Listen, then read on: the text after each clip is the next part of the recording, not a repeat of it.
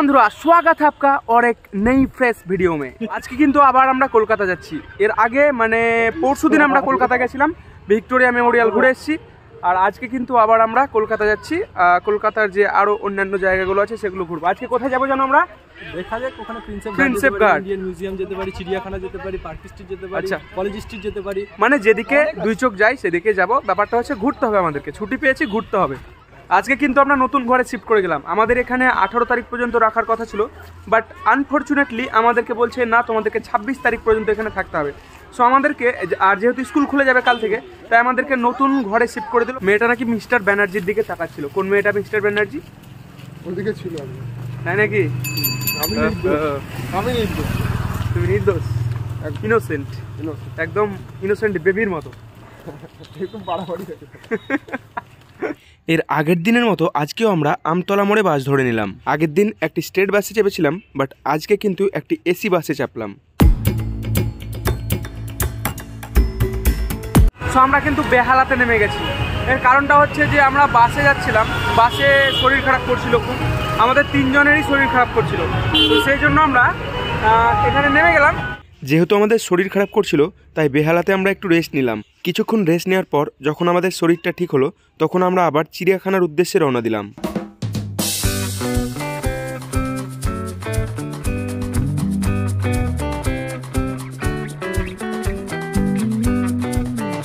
So finally আমরা Alipur zoological গার্ডেনে পৌঁছে গেছি। এটা হচ্ছে আলিপুর চিড়িয়াখানা এবং এটা হচ্ছে টিকিট কাউন্টার।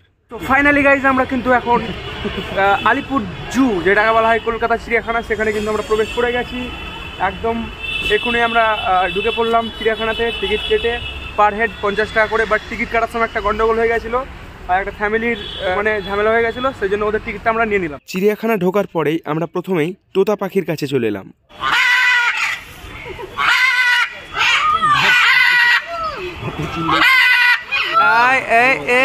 হিংসা হয়ে গেল, দুষ্টুমি করছিল। আমার পিছনে দেখতে পাচ্ছ বাঘ মামার ঘর। ও বাঘ মামা চলে এসছে, এই তো। এ বাঘ মামা এদিকে তাকাও। বাঘ মামা কাছে চলে এসছে। এ মামা এদিকে। অ্যান্ড গাইজ, বাঘ মামার সঙ্গে ছবি তোলার পর এখন কিন্তু আমরা চলেছি কুমির মামার সঙ্গে ছবি তুলবো, বাট খুঁজে পাচ্ছি না কুমির মামাকে। কোথায় আছে কুমির মামা? Welcome to giraffe world. এখন আমরা জিরাফের কাছে চলে এসেছি। প্রথমবারের জন্য জিরাফ দেখছি। এর আগে কখনো কাছে থেকে জিরাফ দেখিনি। উটের মতো জিরাফেরও গলাগুলো লম্বা, দেখতে খুব সুন্দর লাগছে। এখন আমরা চলেছি হাতি মামার কাছে। জিরাফ মামা হলো, বাঘ মামা হলো, কুমির মামা এখনো দেখতে পাইনি। অ্যান্ড এখন কিন্তু আমরা হাতি মামা হবে, হাতি মেরি সাথী। এটা হচ্ছে সিংহ মামা, বনের রাজা সিংহ। কিন্তু এটাকে তো দেখে সিংহ মনে হচ্ছে না, বাঘ মনে হচ্ছে, বাট সিংহ। এটা হচ্ছে লেডি সিংহ, তাই তো? লায়নেস যাকে বলা হয়। এই চিড়িয়াখানাতে সিংহর ডেন কিন্তু একটাই আছে। বাঘ অনেক জায়গায় আছে, অনেকগুলি আছে, বাট সিংহ আমার মনে হলো যে এই জায়গাতে আছে শুধু। সিংহে এখন খেলছে বাবা, ভিতরে একটা আছে। এখানে পাখি অনেক আছে, যেগুলো হয়তো আমরা আগে কখনো দেখিনি। সচরাচর যে পাখিগুলো সব জায়গায় দেখতে পাওয়া যায় না, সেই পাখিগুলি কিন্তু এখানে আছে।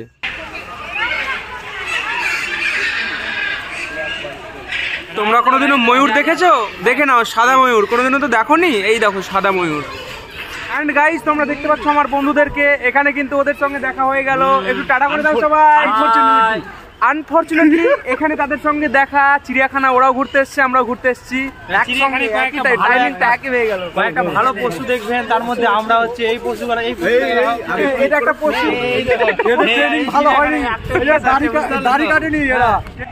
এখন কিন্তু আমরা চলে এসেছি হাতির ডেনে, দ্য এলিফ্যান্ট। কিন্তু তারা দূরে আছে, এদিকে আসছে না। এত ডাক মারলাম তবুও আসছে না। একটু জুম করে দেখাই, ওই দেখো, দেখতে পাচ্ছ হাতি। হাতির কাছে আবার একটা মানুষও আসে, মানে এখানে পোষ্য, তাই তো? বাঘের কাছে থাক, দেখি তোর কত হিম্মত। হাতি বলে এখানেই দাঁড়িয়ে আছে। এখানে কাক আর বক এই দুটোই আছে। কচ্ছপ আছে কই? এখানে জলটা কিন্তু প্রচন্ড নোংরা, অনেক গন্ধ ছাড়ছে, পচা মাছের মতো। আমরা কিন্তু অনেক ঘুরলাম, কিন্তু কুমির কাকুকে এখনো দেখতে পাইনি। কুমির মামা লয়? আচ্ছা বল। আমি বলছি অনেক কিছুই দেখা হলো গাইজ। এখন পর্যন্ত আমাদের স্মাইলি রাজীবের কুমির কাকুকে দেখা হয়নি, সেই উদ্দেশ্যে আমরা বেরিয়ে পড়েছি। আমার কাকু আর ওর মামা। হ্যাঁ, যাই হোক, যেটা ও বলবে বলে দিই। কি হলো? আর দুই ভাই, হচ্ছে চাচা, ওর চাচা, জেঠু জেঠু জেঠু জেঠু।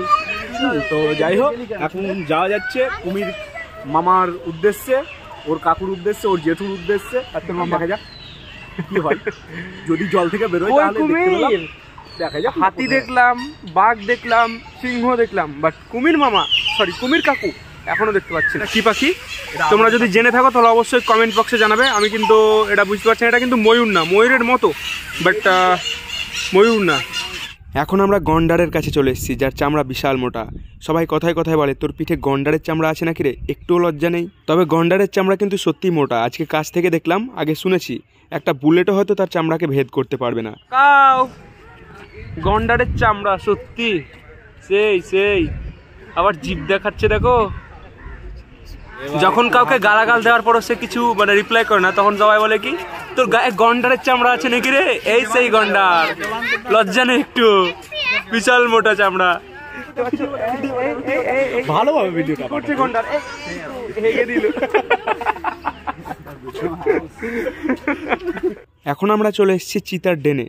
তবে এই চিতার জায়গাটা কিন্তু অনেক খুব ভালোভাবে প্রোটেকশান দিয়ে ঘেরা আছে, কারণ চিতা কিন্তু খুব ডেঞ্জারাস, অনেক দূর লাফাতে পারে। যেখানে অন্যান্য বাঘগুলোকে শুধুমাত্র নেটের মাধ্যমে ঘেরা হয়েছে, সেখানে চিতাকে প্রথমে নেট দিয়ে ঘেরা হয়েছে, তারপরে বুলেট প্রুফ কাঁচ দিয়ে ঘেরা হয়েছে। তো চিতা মামা আসছে, চিতার তো না, এটা জাগুয়ার। ইয়েস, এসো এসো এসো বন্ধু, খেলা হবে। ওয়াও ওয়াও, চিতা চিতা। আচ্ছা, এই হচ্ছে সেই মেছো বিড়াল। হ্যাঁ, এটা হচ্ছে আমাদের জাতীয় পশু, ফিশিং ক্যাট যাকে বলা হয়, পশ্চিমবঙ্গের জাতীয় পশু। যেটা আমাদের এক্সামেও পড়েছিল, আমার টেট এক্সামে পড়েছিল। এই সেই বেঙ্গল টাইগার, হোয়াইট, বাবা বিশাল বড় তো। এটা হচ্ছে বেঙ্গল টাইগার, একদম নাদুস নুদুস, বাঙালির মতোই খায় দায় আর ঘুমায় মনে হয়, ওই জন্য নাদুস নুদুস হয়ে গেছে। দুপুরে খাবার পর প্রত্যেক দিন হয়তো ভাত ঘুম দেয়। খাঁচার মধ্যে থাকতে গেলেও তাদের কিন্তু ঘোরাফেরার জন্য অনেকটাই জায়গা আছে, অনেক গাছপালা আছে ভেতরে। আমি আগে ভাবতাম খাঁচা মানে খাঁচার মধ্যেই থাকবে, কিন্তু না, ব্যাপারটা আলাদা। আবার পটি করে দিল, যেখানে যাচ্ছি শুধু পটি করছে সবাই। এটি হচ্ছে আরেকটা বাঘ। এখানে বাঘ কিন্তু অনেক জায়গায় এবং অনেকগুলি আছে, বিভিন্ন জায়গায় তাদেরকে রাখা হয়েছে। সিংহ আছে এক জায়গায় দেখলাম, কিন্তু বাঘ অনেক জায়গায় আছে। এদিকে তাকাও একটু, মামা রাগ করেছে, এই তো তাকিয়েছে। এদিকে এদিকে এসো। আমাদের হাতে সময় খুব কম, আর 20 মিনিট সময় আছে, এর মধ্যে আমাদেরকে যা কিছু দেখার দেখে নিতে হবে। এখানে আবার বাঘ গাইজ, এখানে বাঘ কিন্তু অনেক আছে, বিভিন্ন ধরনের বাঘ আছে। আমরা কিন্তু অনেক ঘুরলাম, বাট এখনো পর্যন্ত কুমির মামার কোনো খবর নেই, পাত্তাই নেই। বেশি হয়ে গেছে কুমির মামার অ্যাটিটিউড সত্যি বেশি হয়ে গেছে। এত বড় জলাশয় দেখতে পাচ্ছ, কিন্তু কুমির মামা নেই। আমি কুমির মামাকে খুঁজে বেড়াচ্ছি।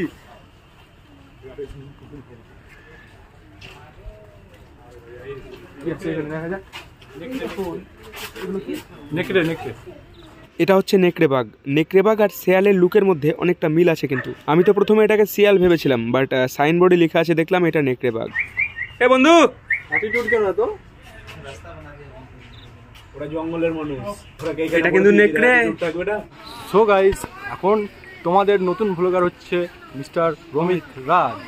আর ম্যাক্সিমাম 10 থেকে 15 মিনিট আমরা এখানে আছি, আর এখানে এখনো কিন্তু কুমির মামা, আর যেটা হচ্ছে আমাদের মেইন টার্গেট, কুমির মামাকে দেখবো, বাট আমরা দেখতে পাইনি। ওই দেখো, দেখতে পাচ্ছ কোনাতে জলহস্তি ডুবে আছে। এটা হচ্ছে এমনই একটি চিড়িয়াখানা, এখানে 1-2 ঘন্টায় ঘুরে সমস্ত চিড়িয়াখানাটা মানে দেখা মুশকিল আছে। বিশাল বড় চিড়িয়াখানা এবং অনেক জীবজন্তু আছে। আমরা যেমন বর্ধমানে গেছিলাম, সেটা কিন্তু অনেকটাই ছোট ছিল, মানে বাচ্চাদের মতো, কিন্তু এটা কিন্তু অনেক বড়। তোমরা দেখতে পাচ্ছ আমরা জলাশয়ের ধারে চলে এসেছি, বাট কুমিরের দেখা নেই।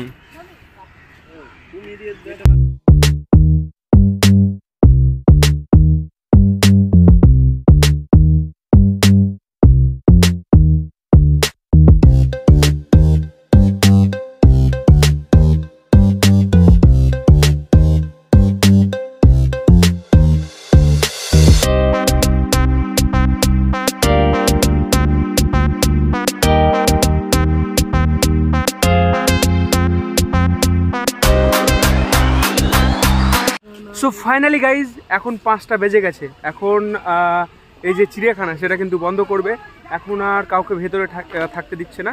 সো এখন আমাদেরকে বাইরে চলে যেতে হবে। এবার এখান থেকে আমরা অবশ্য অন্য জায়গায় যাব, ভাবছি সায়েন্স সিটি যাব আজকে। তো এখন খোলা থাকবে কি আমরা সেটা জানি না। হ্যাঁ, খোলা থাকবে কি সেটাই দেখার বিষয়। তবে চিড়িয়াখানা ঘুরতে খুব ভালোই লাগলো, বাঘ দেখলাম অনেক, বিশেষ করে কিন্তু কুমির মামা দেখতে পেলাম না।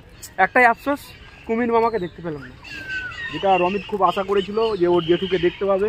হ্যাঁ আশা করেছিলাম, বাট রমিতের জেঠুকে দেখতে পাওয়া গেল না। শুনলাম যে আমি আশা করেছিলাম, অথচ আমি জানি না। গাইজ ফাইনালি যাওয়ার সময় আমরা যখন গেটের বাইরে বার হবো সেই মুহূর্তে কিন্তু আমরা কুমির মামার দেখা পেয়ে গেছি।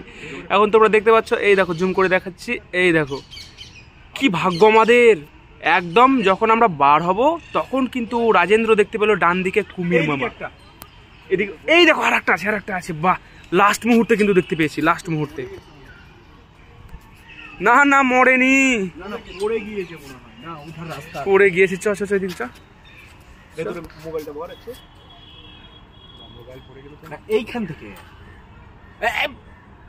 এই দেখো দেখতে পাচ্ছ কাদাতে, বাবা মগরমাছ হিন্দিতে বলে। সো ফাইনালি গাইজ আমাদের চিড়িয়াখানা দেখা কমপ্লিট এবং এখন আমরা চিড়িয়াখানার বাইরে বার হয়ে গেছি। চিড়িয়াখানা থেকে বার হয়ে আমরা ভাবছিলাম যে আজকে সায়েন্স সিটি যাব, কিন্তু যেহেতু সন্ধ্যা লেগে গেছে তাই আজকে আর সময় নেই। তাই ভাবছি আজকে এখান থেকে প্রথমে প্রিন্সেপ ঘাট যাব এবং প্রিন্সেপ ঘাট একটু ঘুরে তারপরে আবার যাব ডায়মন্ড হারবার। গাইজ এখন কিন্তু আমরা প্রিন্সেপ ঘাট যাচ্ছি। বলো। আর রাস্তা কিন্তু খুঁজে পাচ্ছি না, বাসওয়ালাদেরকে জিজ্ঞাসা করছি তবুও বলতে পারছি না। এই দেখো একটা মিডল পজিশনে আছি আমরা এখন কিন্তু আমরা জেমস প্রিন্সেপ ঘাটে চলে এসেছি, যেটাকে বলা হয় প্রিন্সেপ ঘাট। আর এখানে ভিজিট করার সব থেকে বেস্ট টাইম হচ্ছে ইভিনিং, মানে এখন। এই স্পটটা হচ্ছে বিদ্যাসাগর সেতুর নিচে এবং এই ঘাটটা হচ্ছে জেমস প্রিন্সেপ ঘাট। কাপলদের জন্য এটা একটা বেস্ট জায়গা।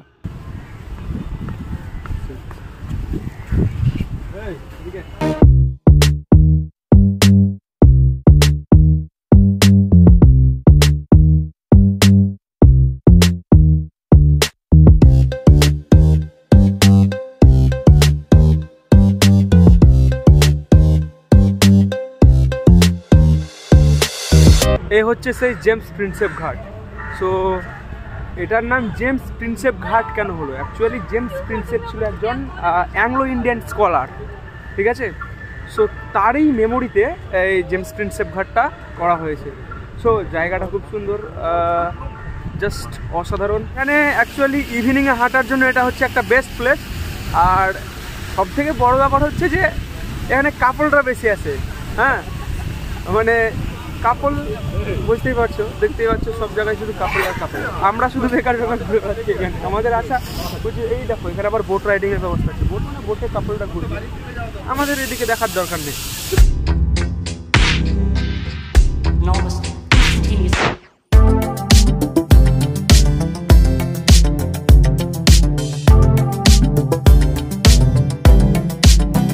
সো আজকে অনেক রাত হয়ে গেছে, আমাদের চিড়িয়াখানা এবং প্রিন্সেপ ঘাট ঘোরা কমপ্লিট। এখন আমরা যাব আমাদের রুমে। সো দেখা হচ্ছে পরের ভিডিওতে, ততক্ষণের জন্য বাই।